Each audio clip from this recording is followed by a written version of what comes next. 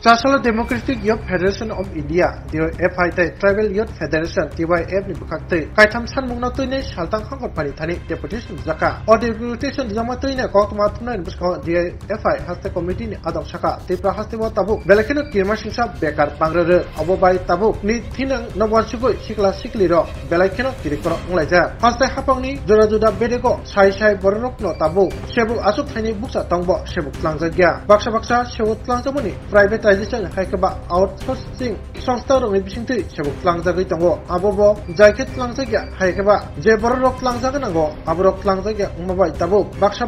borok umor chakra ngiye sebuk mania obo haino kirma singsa ngi tongbaikha hastebo rungprunani sebuk tlangnam bagai tet examination naharjamo obo haino jaike naharjagya jaike tlangjagya obtinyo kokse sebo tisaka boro tabok hastebo belaikeno kirma singsa bekar bangmabai hasteni sikla siklirok wana laija baksa lama koro laija kepek mani chabui chuak nugai lam hamyawo himoi tabo komana phasing sikla hapa abso chimiya obte haike sebuk mania bekar bangmabai tabo hastebo kirma singsa uman logi salburum brumno rangpusan bial wansumuk kahamni bial tai dofa tai hodawo chaya samung rok salbun brumno umani belaikino bangi tongo tabukno obohai rogno kasui mania khe haste belaikino kirma singsa uimano abno tai okok rogno tibo ওয়ানসপ্তাহে খেলায় হাসতে হাপা আবতে হেন অশাকা বড়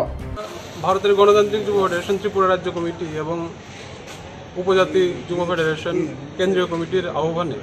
গোটা রাজ্যব্যাপী ৮টা জেলায় জেলা শাসকের কাছে আমরা মূলত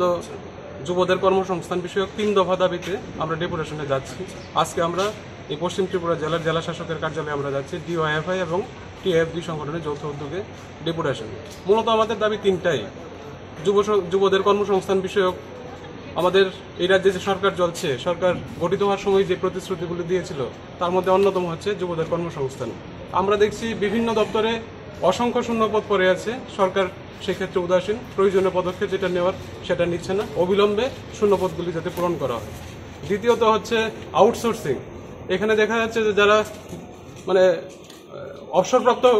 অবসরে চলে গেছেন এদেরকে নতুন করে নেওয়া হচ্ছে এবং বিভিন্ন ক্ষেত্রে কন্ট্রাক্ট বেসিসে লোক নেওয়া হচ্ছে। আমাদের দাবি হচ্ছে না সেটা না,